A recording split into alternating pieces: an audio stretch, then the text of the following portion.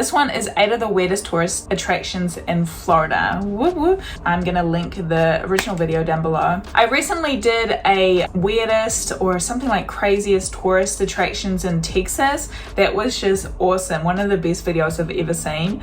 Well, not ever seen, but it was a really, really feel good video. So maybe this one's gonna be the same vibe. I'm not sure. Maybe even, yeah, maybe weirder. Maybe this one's gonna be weirder stuff. Maybe. So let me know what you guys think down below, and let's get into today's video. 8 of the weirdest tourist attractions in Florida. Florida already has a reputation of being somewhat of a lawless, wild state. Yes! Known for the many crazy crimes of its Florida men, its abundant alligators, and residents who just don't fear hurricanes. Florida is often jokingly called the worst state in the country. So it's no wonder that most of the tourists that do visit the state are there for its large selection of theme parks, including Walt Disney World. After all, if you're gonna visit a place known for its chaos, you might as well visit the few areas that you know are safe and happy. Right? But if you're looking for something less conventional to do on your day off from Disney and Universal, there are plenty of locations throughout the Sunshine State that will help it live up to its reputation.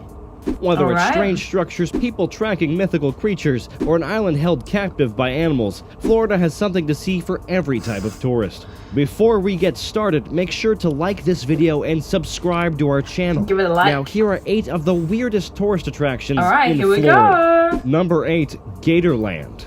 The first entry on our list is a theme park. And while you won't find Mickey Mouse or Donald Duck roaming the grounds, you will see a lot of animals. Sure. Gatorland, located on an Orange Blossom Trail in Orlando, calls itself the alligator capital of the world. Surprisingly, the theme park has actually been around longer than Disney. It was founded in 1949 by Owen Godwin and has expanded into a 110-acre theme park. At Gatorland, visitors can see a variety of animals, including snakes, birds, and of course, alligators. Wow. The park has over 2,000 alligators that call it home, ranging from tiny hatchlings to extremely old and rare albino gators. Visitors are able to touch, hold, and even feed the gators with a bizarre contraption that looks like a fishing rod filled with hot dogs. If the park sounds kind of corny, that's because it is. But the Gatorland team have created the massive park for another reason, to allow it to double as a massive nature reserve. Through the profits of the park, they teamed up to create the Florida Wildlife Institute. Today, Gatorland is considered the leading source of alligator education and safety. Talk about a weird way to achieve a noble cause. Number 7, Coral Castle. If the idea of holding an animal that might snap your arm in one bite is too much for you, you might enjoy the more laid-back Coral Castle. At first glance, Coral Castle may not seem that impressive. It's simply a large structure built out of massive chunks of limestone and coral. However, the legends that surround it are what make it interesting. Supposedly, the structure was built single-handedly by its founder, Edward Lidskelnine. The stories claim that Edward was rejected by his long-term fiancée while living in Latvia.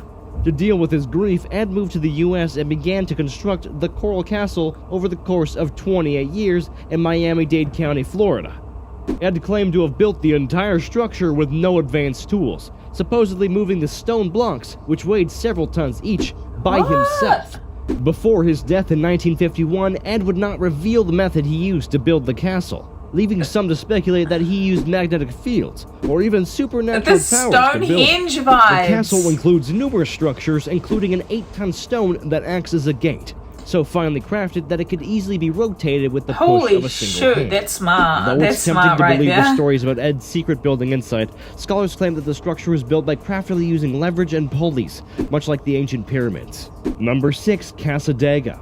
Have you ever been driving down a road when you saw a small shack that offered psychic readings for a small price? Yes. Have you ever wished you could go to a place where those shacks are everywhere? No, well, if you ever have the chance to visit Cassadaga, Florida, your dream may just come true. Located just north of Deltona, Cassadaga is a small town that is said to be inhabited almost exclusively by psychics and mediums. The town was founded in 1875 by George Colby, a psychic who said the town came to him in a vision while at a seance. The town was a hit, and today it's inhabited by about 55 families who all claim to have psychic powers and offer their services to the public. Everything from seances to tarot card readings to healing ceremonies can be found in this town. However, make sure you don't visit on a Sunday, the only day that the town does not offer their services. If you don't want to know your future, there are other activities available, including nighttime photo tours that allow you to capture mysterious orbs of energy on film. Number 5. Solomon's Castle.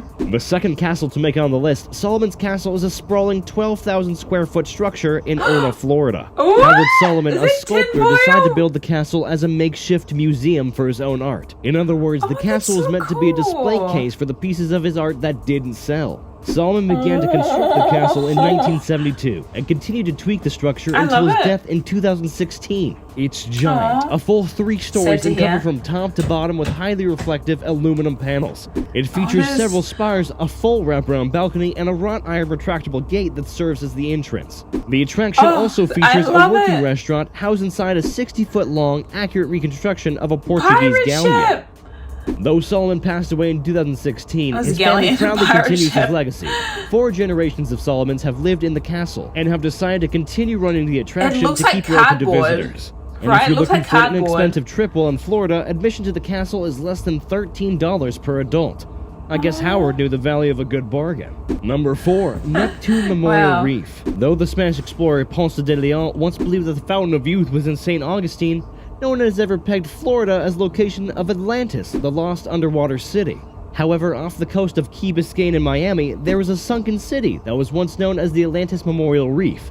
If you were to swim about 3 miles from the coast and then dove 40 feet down, you would discover the 16-acre city, which was constructed in 2007 by the Neptune company. The area is meant to be a memorial for the dead. Neptune is a cremation company, and for a fee they allow customers to have their loved ones' ashes mixed into concrete, cast into a form, and placed in the underwater city. Customers can then scuba dive down to the city and visit their loved ones in their eternal resting place. Oh my gosh! The city boasts a variety of decor, including ancient-looking columns, large lion statues, and even a special place in honor of the remains of Bert Kilbride, the record holder for the oldest scuba diver. If you're a fan of nautical adventures, this is a great stop. Or, if you're particularly enchanted, a place to stay forever. Number 3, Aerojet Dade Rocket Facility. Movies will have you believe that the government is fiercely protective about any technology they develop or test, and that the only way to see some is to sneak into a top-secret facility at your own risk. However, Aerojet Rocket Facility begs to differ. Located outside of Homestead, Florida, 2 rocket silos sit in the middle of a whopping 25,000 acres of land. If you're able to find the silos, you're in for a treat. Inside, most of the structure is intact, and the previous tenants have left something behind. An actual rocket. The site was once home to Aerojet testing, as the company attempted to test the efficiency of solid rocket fuel in hopes of securing a contract with NASA. Unfortunately for the company, NASA soon decided to start using liquid jet fuel, and Aerojet lost investors and funding, causing the facility to be vacated and closed. Despite attempts to prevent urban explorers from accessing the site by installing large concrete beams, it's still relatively easy to access the silo and take a look at the facility's final SL-3 rocket, which sits, still covered in its steel plating. There's an easy joke in here about getting to see something out of this world, but I won't say it because that's too cheesy. Wait. Number 2, Monkey Island. That's good. Have you ever wondered what happens to monkeys that start disrupting the zoos they were supposed to inhabit? Probably not, but the answer is that some of them get sent to Monkey Island. Monkey Island started as an uninhabited island in the middle of a stream in Homosassa, Florida. Just a few miles down the stream, a land developer was working on a wildlife exhibition that is now Homosassa Wildlife State Park.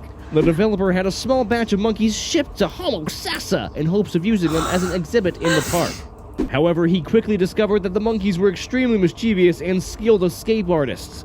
Unable to contain them within the park, the developer banished 5 monkeys to live on the small island.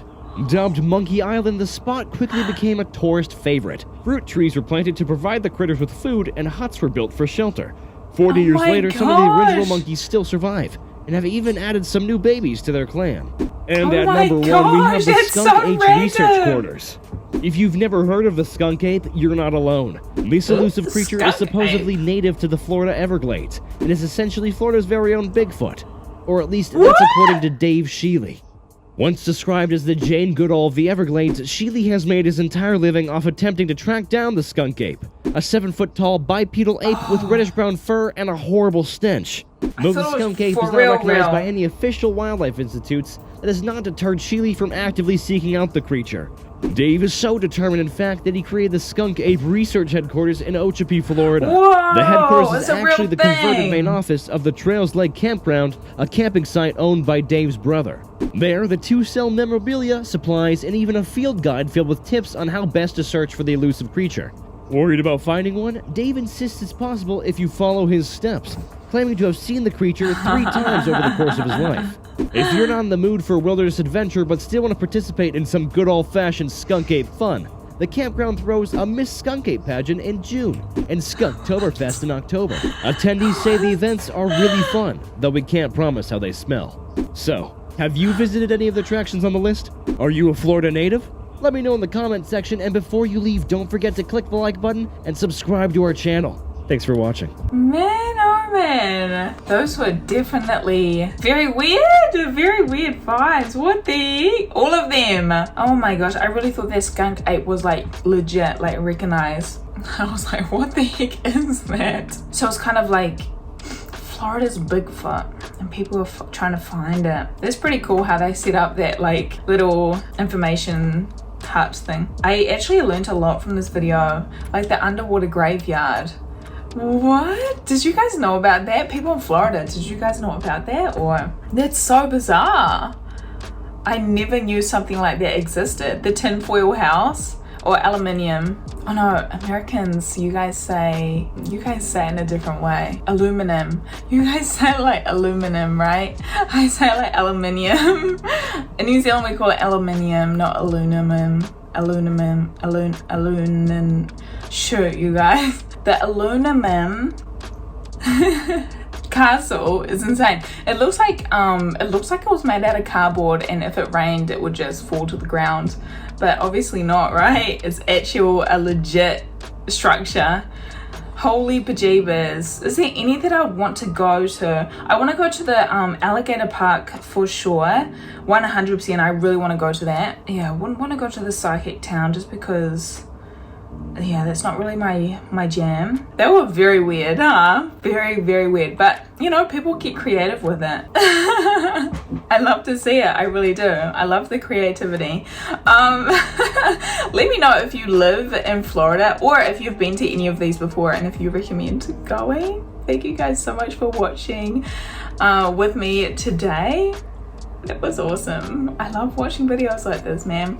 By the way, I do have a Twitch channel where I go live 4 times a week at 8 p.m. USA time, if you didn't know that already.